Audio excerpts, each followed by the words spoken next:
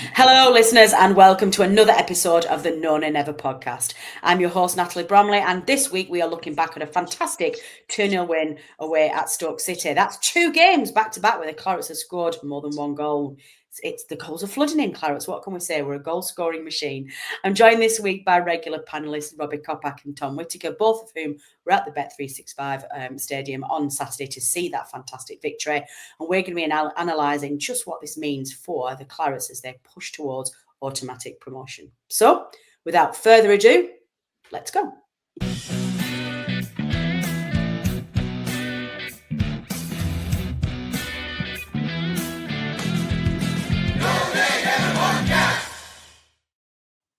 Here we go. Robbie, how are we, sir? Nice to have you on the show.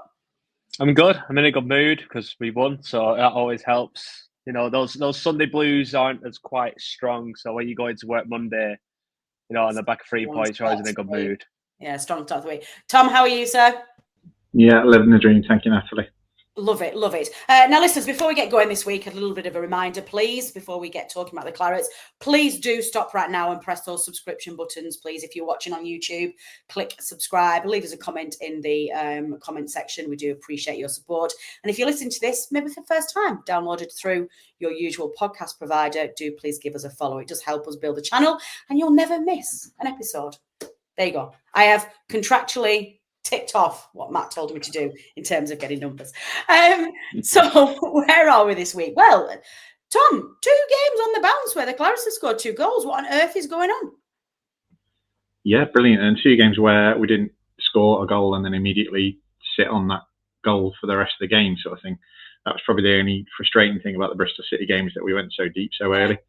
The Coventry game, they had zero threat whatsoever until they made that triple sub. And when they started going for it with that triple sub, you started getting worried. We went up the other end and we got the second goal from the corner. A bit fortuitous, but it was a goal. But this game on Saturday, it was really the first time where you felt like we've really been in control of a half from start to finish, I think, for a while. The performance was fantastic in the second half, especially. Got that goal early on in the second half, and then Stoke really didn't have a sniff after that. I didn't think they didn't really cause us any problems. No. We kept attacking, we kept driving on. We looked like we had a second goal in us. We got one deservedly, and then we saw the game out really comfortably. It could have easily been 3 or 4. So it was really, really pleasing. The best we played for a long time, I think.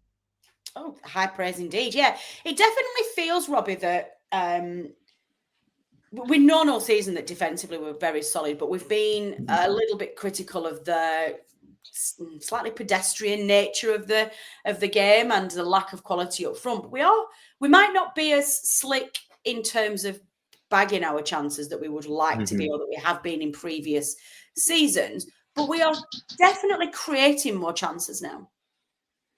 Yeah, we're moving the ball a little bit faster as well. I think Anthony on the right works a lot better. I think Koleosho on the left, I know we talked about it quite a lot earlier on in the season, has made a big impact. His confidence, you can start to see like Luca's confidence starting to come back as well. We've tried to try and find a balance in midfield. I think we're getting the best out of Josh Cullen again. He's starting to control games. I thought he was magnificent on Saturday. That's probably his best performance of the season. Josh Laurent again. Maybe he just had something a bit extra in him going back to Stoke as well, but he seems to be a really good fit in midfield. Everything just seems to switch on quite nicely at the weekend. I think I thought Humphreys had a really good game at left back. I think he'd come in just to be a bit more solid at the back, but because Perez maybe a bit more vulnerable, but Humphreys makes us a lot more solid. And I thought Connor Roberts at right back as well deserves a mention. I think the last 2 or 3 games he's been really solid.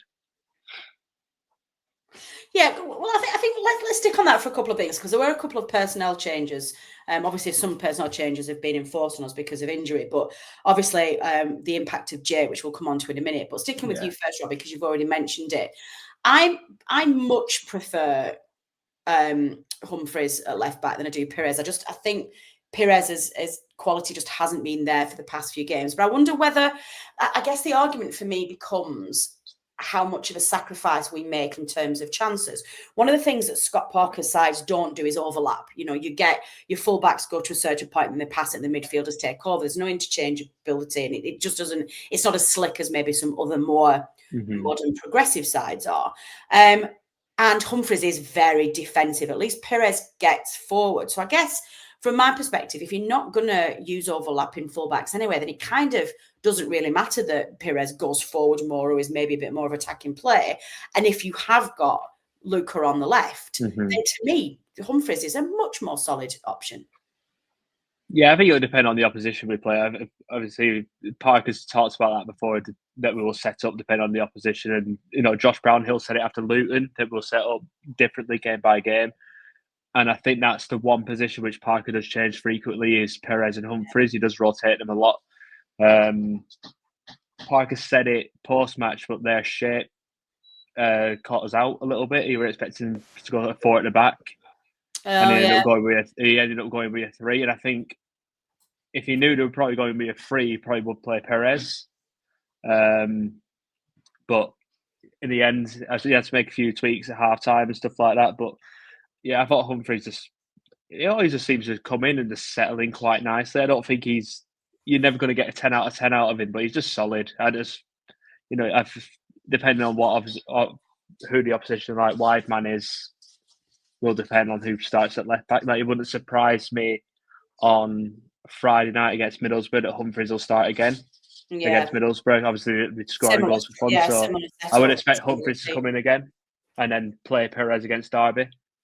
Yeah, no, that's interesting. Is that I think it's pretty impressive a stat, especially if you consider how resilient in terms of defence this Burnley side, as we've talked about in the last couple of podcasts, and the stats this week have been incredible. Apparently, it's the first time since 1980 that Burnley have kept 5 clean sheets in a row, and we are now we have got the strongest clean sheet, like the biggest clean sheet record in the entire country. We've kept 6 clean. No, it's more than 6.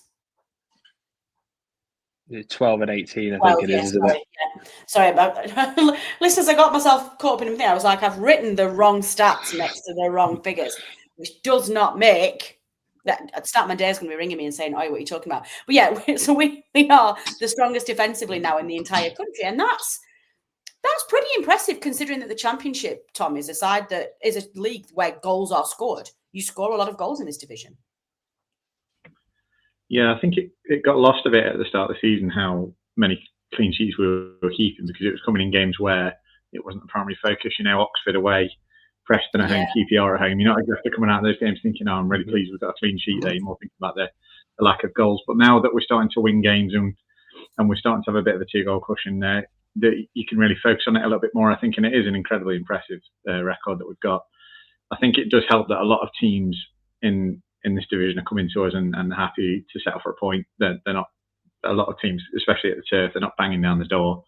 No. We've had a little bit of corruption along the way as well, which every club's going to get that. But yeah, it's a fantastic record and it gives you a bit of confidence. I'll be very interested to see what it's like. I think Middlesbrough on Friday is going to be a really big test of that clean sheet record. I think they're the top scorers in the league. So I'll be really interested to see how we stand up against the team at the turf who's, I'm presuming, they're going to come and attack us and have a go and try and win the game. So that'll be very interesting to see. That'll be a good test. But some of the quality we've got in that back line, I mean, Trafford obviously struggled last season in the Prem, but I think at this level, he's a top keeper. Yeah. And Esteve is, again, on Saturday, is just a class above anything that any opposition team has got in their back line. Egan Riley, of course, has spoke about all season. And as you say as well, I think if you want a slightly more defensive option, Humphries is doing really well, not in his natural position. And Roberts has got that experience and we know he's got quality at this level. So it's a fantastic lineup we've got there personnel-wise. We've got some really good players to come in as well if we have injuries. Yeah, it's looking really rosy from that point of view. And obviously the big question mark this season has been going forward. But if we can start scoring 2 a game with our defensive record, we're gonna pick up more wins than even draws. Yeah, no, that's true. I think there's been a few reports over the last couple of days, and this is encouraging to read. I take a lot of transfer rumours with a pinch of salt because a lot of them are nonsense. But we are apparently going to go back in for Morgan Whittaker from Plymouth again. But I think whilst that might just be, clickbaity, the transfer talk as it starts already, what it does evidence in a lot of the comments in the article is that Burnley are looking to increase their attacking threat in January. And I think that is, and we all know that that's what we have to do. We're just not strong enough. And I think, Josh Loreno over the past couple of games has been brilliant. He's been really, Robbie mentioned that at the top of the show. He's sprightly, he's creating chances, he's quite physically strong as well. So a lot of defenders can't necessarily deal with him.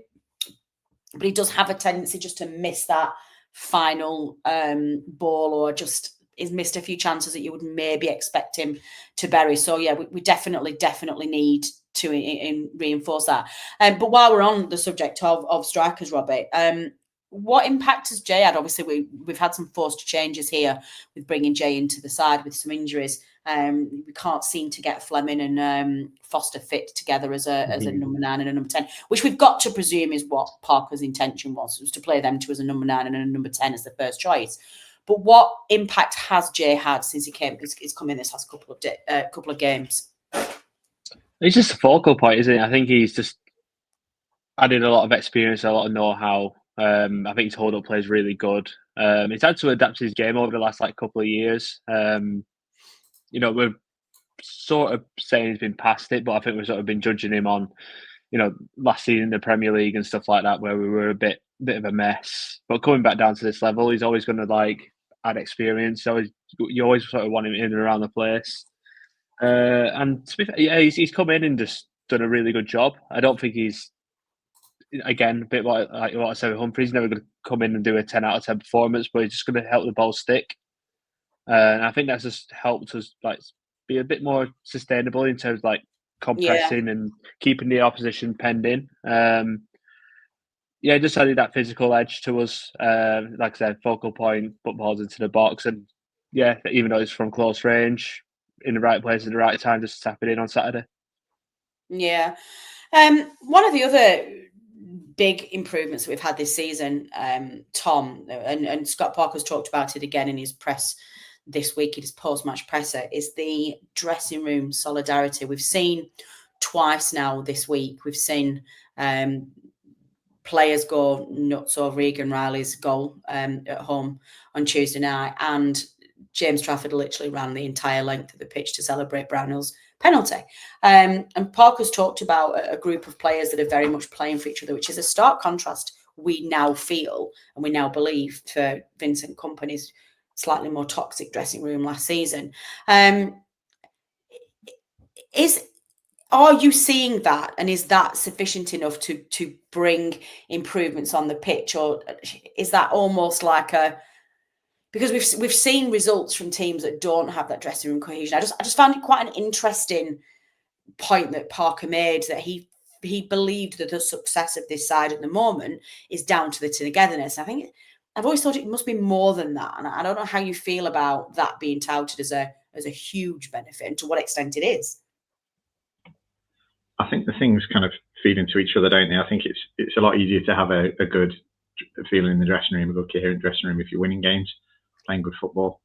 So that's definitely part of it. But I think, I don't think you can underestimate the difference that makes. No. Some of the promotions we've got in the past, some of probably the unexpected ones, I think team spirit was probably a large part of those, especially when you've got a smaller squad, a tight-knit squad. Parker made a big thing of how many players were released, or how many players were sold, I should say, in the summer window that just didn't want to be here anymore. And you got the impression that there were a few players who we signed last season who almost didn't want to be here as soon as they came through the door. I'm sure there's a few that are springing to mind for people that are listening. So, I think it feels like more of it feels a bit more of a kind of Sean Dyche dressing room. Not to always hark back to him, but it feels like kind of a there we go. Tom Bingo. Here we go. We don't get through an entire episode of Tom's podcast without Dyche coming on. Sorry, carry on. Please carry on. No. I think that's right. Though I think it's more of a kind of a smaller group, a more tight knit group. I think there's more of a kind of a core of. I was thinking about this the other day actually when Dean Marnie was the half-time guest, and I thought, he was here for 8 years, and I think, how many players have we got now? And Connor Roberts was actually talking about it as well in his post-match. How many players have we got at the club now who've been at the club for a long time? And he mentioned Brownhill himself and Cullen, and I thought Cullen's only been here 2 years, and yet he's one of the longest serving players now. But I think, I think there's a bit more of an acceptance or an understanding now at the club that that's something that we need, and that's something that's helped us to be successful in the past. And Roberts talked about making sure that the dressing room were making sure that the long-serving players and the senior players were creating that sort of cohesion in the dressing room. And I think, as I say, I think it does help that you're winning games and there's more of a connection with the fans with that kind of thing as well. So it all feeds into each other. I don't think it's a case of, I don't think you start with one and then you get the other or vice versa. I think it all comes together, but it does seem to be coming together nicely. And obviously the more games we win, the happier everyone around the club's going to be. Yeah. No, it's exciting. So I guess this result now leaves us second in the table. I'm going to push this back to you, Robbie. A common theme over the last few podcasts, not just from us, from a lot of the content creators, a lot of the press, and a lot of the fan noise on social media, has just been a dissatisfaction with the style of football that's being played, the lack of goals, and the lack of entertainment value in terms of the actual football that we're watching. And it's hard to ignore the fact that it is, in large part, really, really dull. We've been treated to improved performances over the last couple of games, so that would suggest that is now turning. But Robbie, it feels very self-entitled as fans to be whinging about quality of football or whinging about lack of goals when we're now sat second in the league. And Parker was brought in because he's got an exceptional record in this league, albeit all of the fans say, but at a cost of the football. It's like at some point we're just going to have to shut up and just accept that it's going to be a results-orientated season. I don't know where you're, where do you sit with that now? Yeah, I think it's a valid argument. I think my issue hasn't necessarily been the style of football and how. I have no problem with being pragmatic. I don't mind a pragmatic style like I said. We had it for 9 years under Deitch. My main issue has been the lack of control we've had in those games. Like the QPR one, I think is the obvious one where QPR were in complete control of that 0-0 draw, despite us having 70% of the ball. You don't necessarily have to have the ball to control a game. QPR were in complete control of that day, and I felt the same. I felt the same way when we played Preston. Any side that come with a game plan, I feel like we're in complete control because I think we're too easy to keep out. That's been my main gripe, and that's where my main criticism towards Parker have come.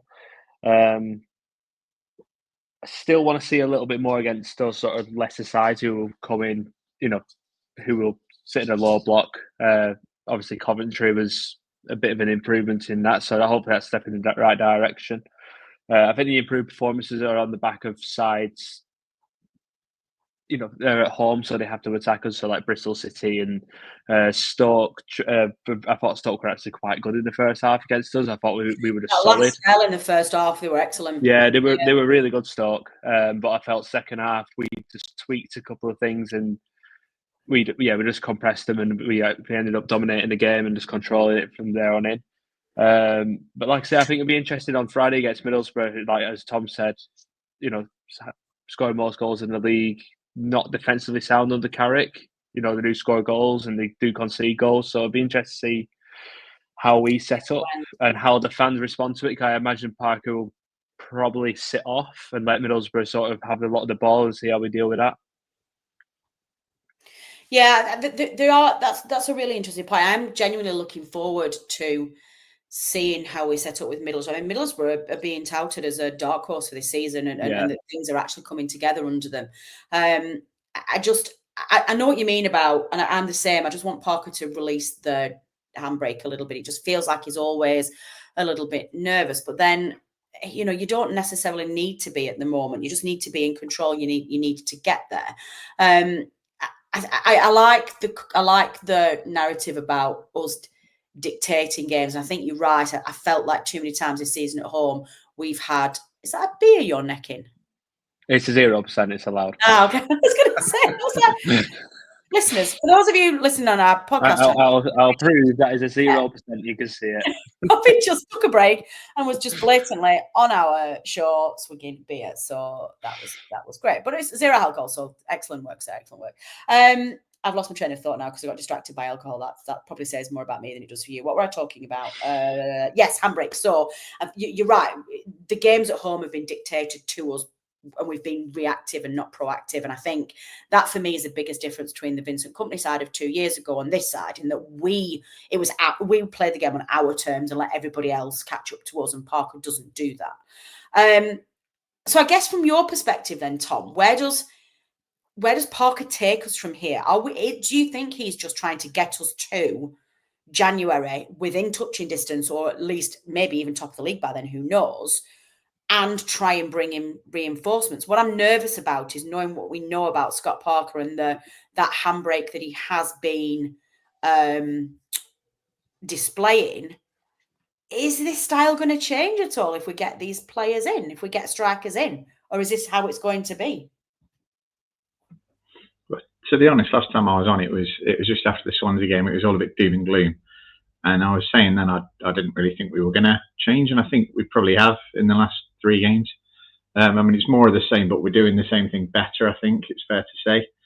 And I think you can argue as well that if we got some better players in those positions, especially going forward, then you'd like to think we'd be doing it even better. Then you think about his teams when he had Mitrovic and Solanke, and they were real focal points, and his team's got a lot of goals doing that. And if we had a centre forward, we're probably not going to get one of that quality, but if we had an upgrade at centre forward, you'd like to think maybe some of these chances that we missed on Saturday, for example, get put away. I think what we're starting to see as well is the big thing for me, I think, for the Stoke game and the Coventry game as well, is noticeably we're getting more bodies in the box when these crosses are coming in. Yeah. Rodriguez attacks them more, I think, and then it's the first goal on Saturday was a great example. I think Laurent is someone who does it really well. I'm not a massive fan of Laurent in terms of his technical ability, but I think what he does is he really gets forward, he really does bomb on, and you've just got that man on the overlap in the box, just to, like you say, knocking that cross back across for Rodriguez, and he taps it in. So I think we have started to see the style perhaps evolving, or at the very least, it's not. Yeah. It doesn't seem so happy to sit on a 1-0. I mean, I've said it before, but the Millwall away game, it felt like we were happy to lose 1-0. There was just no kind of impetus or urgency going forward after we conceded. But that does seem to have changed. Whether that's what they've been talking about, working more on the training ground, some of the tweaks we've mentioned already. Anthony looks better on the right, as Robbie said earlier. But personnel's got to make a difference as well. But I think we're starting to see. We've not had. We mentioned earlier probably Fleming and Foster would be our front, our 9 and our 10 as it stands. Correct me if I'm wrong, but I don't think we've actually had a chance to put both of them on the pitch at the same time yet. Did we not have a spell where Fleming came off the bench and for about 10 minutes and Foster was still on? But Fleming was really rusty because he'd been injured. I feel like we might have seen him for about 10 minutes at the end of a game. Maybe I'm wrong. Maybe I'm misremembering that. Yeah, possibly so, but not a good run, And obviously we've been able to put Fleming at number 9, not number 9, those kind of things. So yeah, I think at the minute I'm feeling a lot more optimistic than I was last time we were on, and that's really because I didn't see the quality of performance we've had in the last 3 games coming. How long it'll last, you never know. Maybe we'll start to revert the type a little bit, or maybe if we get 1 or 2 injuries, things will change again. But I think there's a real sense that if we do get a centre forward and maybe another option out wide, you can't really maybe rely on Benson. I'm not 100% sure what Redmond's going to be like after a year out with an ACL.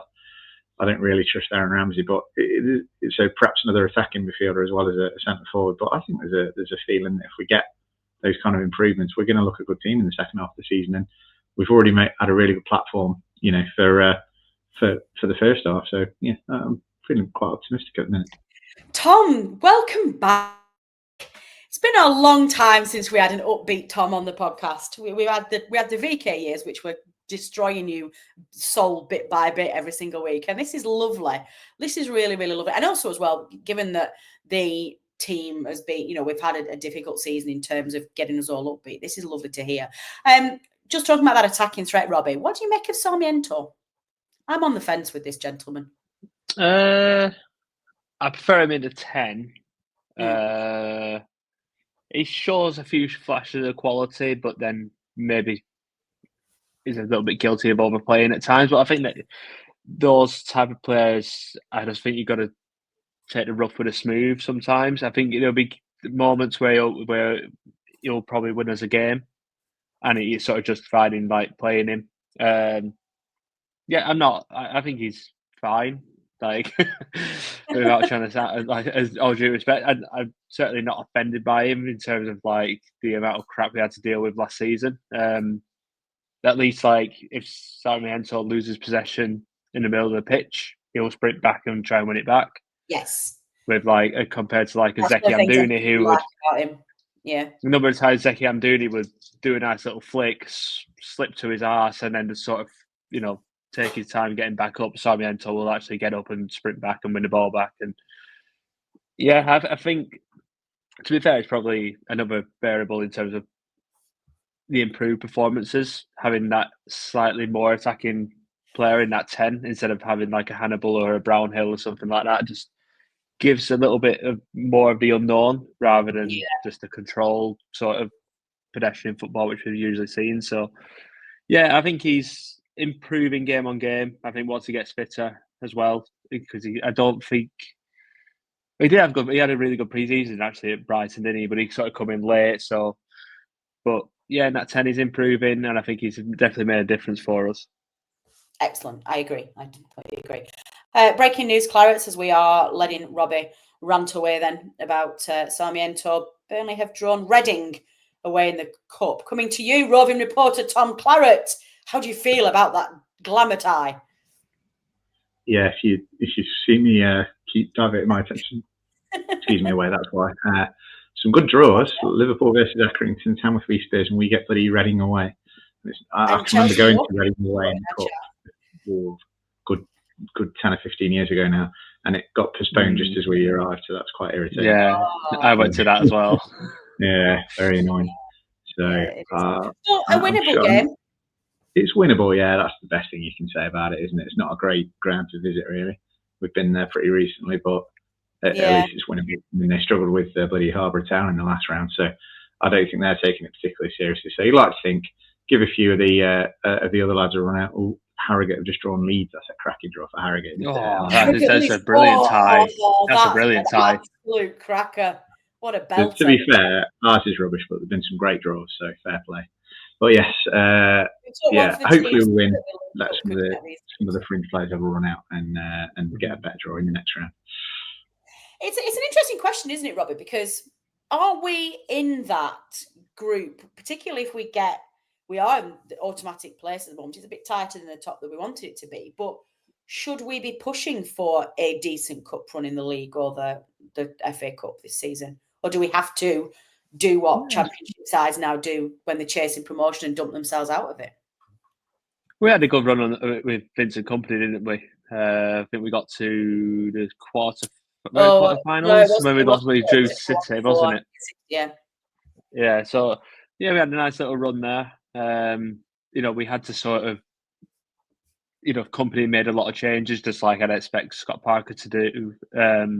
So the performances against like Fleetwood and Ipswich were a little bit disjointed.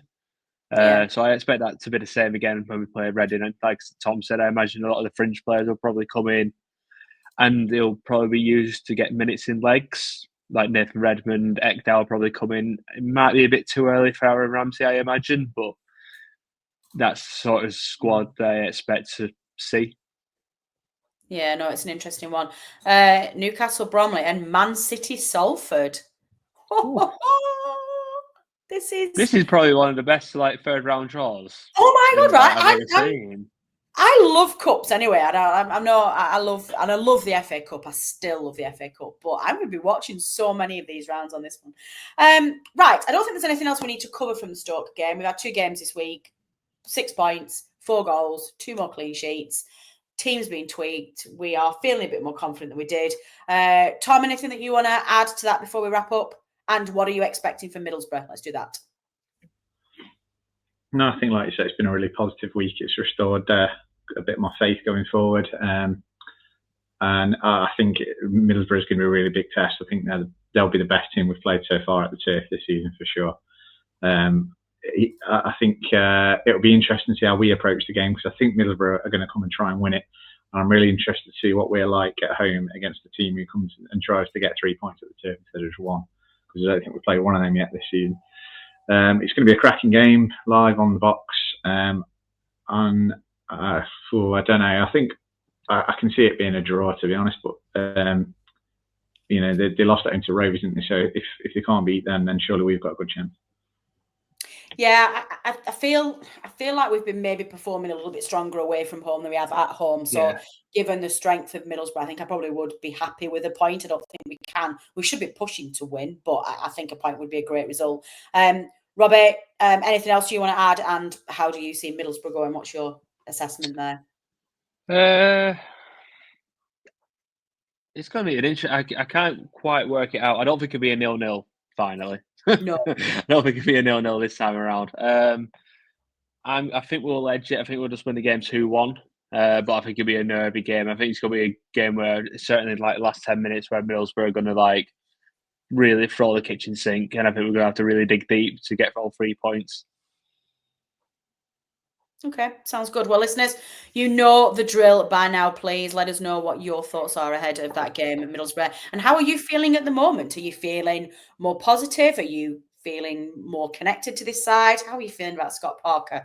Drop us a comment at the show thread on below, or drop us a line on social media. Use the handle Known and Never and you will find us. And while you're at it, do click that subscribe button, please, to make sure you never miss an episode of your favourite Clarets podcast. That is all from us for now. We have covered, obviously, quite a lot this evening, which, considering that we're expecting quite a dull game away at Stoke, then I think is pretty excellent. Dave and I will be back for a preview show on Thursday night, looking ahead to that Middlesbrough game on Friday. And we will be back next week with an analysis show. So do please stay in touch and let us know what you want us to cover. My thanks go to everybody who has been involved in this podcast, to my colleagues Robbie and Tom in the studio for their expert analysis. I've been Natalie Bromley. This has been the Known and Never podcast. Until next time. The Known and Never podcast is brought to you in association with the talkSPORT Fan Network. Our host and editor is Natalie Bromley, and the show is produced by Matt Moss. Our resident statistician is Dave Roberts, and our FPL expert is Adam Dennett. The analysis show team is collectively Tom Whittaker, Rich Steele, George Poole, Charlotte Rigby and Adam Dennett. Our music is provided by George Gaskell, and our newsletter team is headed up by Jamie Smith. If you don't already, you can subscribe to our newsletter by visiting knownandnever.substack.com. Thanks as ever go to our partners talkSPORT. We are proud to be associated with the talkSPORT Fan Network.